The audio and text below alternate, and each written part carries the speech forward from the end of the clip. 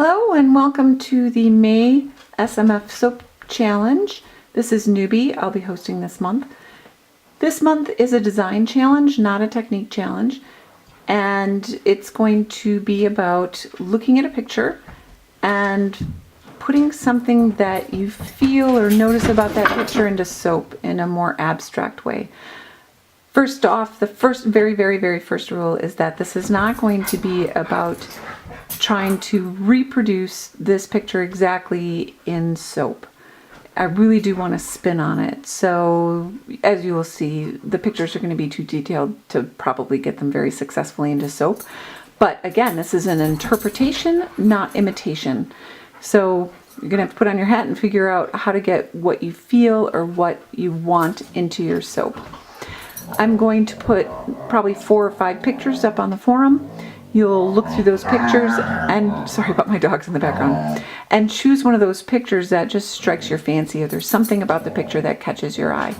Then using the color palette in the picture for your soap, you will have to translate that emotion, movement, detail into your soap in a way that is very personal. If there's a color that is not in the picture, you may not use it in your soap. For instance, if there's no black in the picture, oh my God, she's so loud. If there's no black in the picture, you can't use black in your soap. If there's no white or blue in the picture, you can't use white in your soap. We're not necessarily going to get too nitpicky about your colors exactly matching, but you have to be pretty close. Like if there's a vibrant green, you can't substitute a super pastel green. But again, it's going to be as close as you can get. So I made some soaps to demonstrate what I mean. So this is the first picture that I had used some time ago to try to put into soap. I love the colors in the bird. I love the sweep up of the wings in the sense of rising. So I tried to catch it in soap.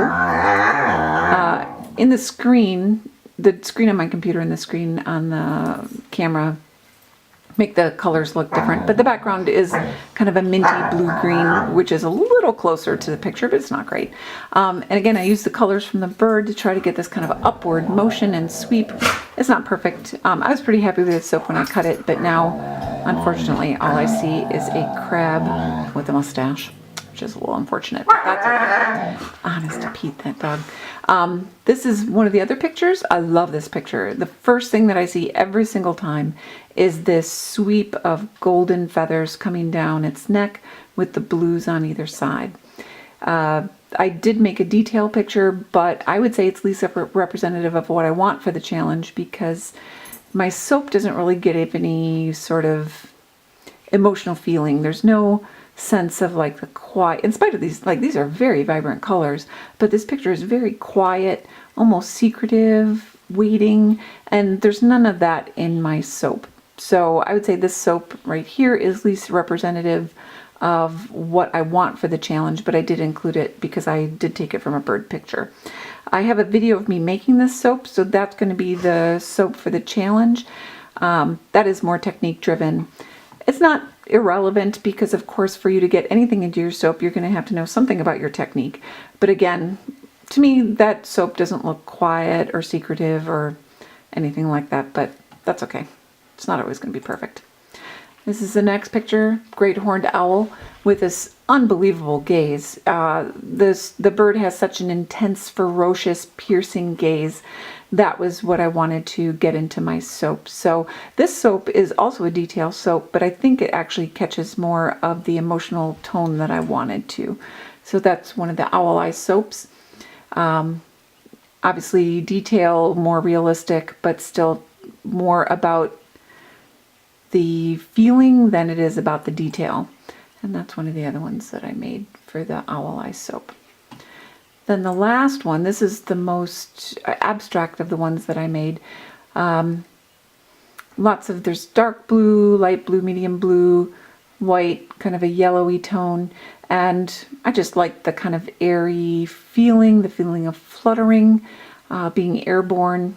And then I made this soap from it, and obviously very abstract, but kind of gave me the airy, floaty feeling.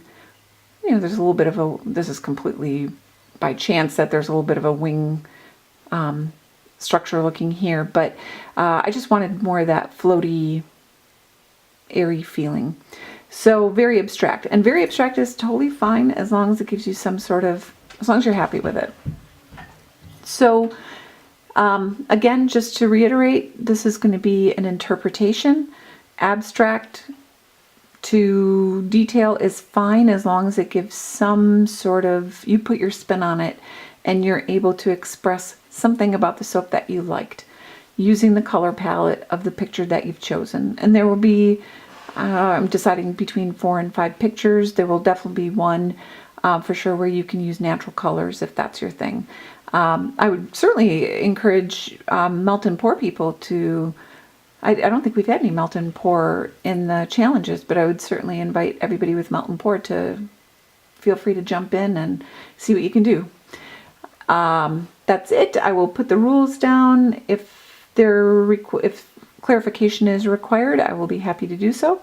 And like I said, I also will put the video up of me making the feather, the yellow blue feather soap. And again, thanks for participating, and I will be back in a few months to do another challenge. Have fun.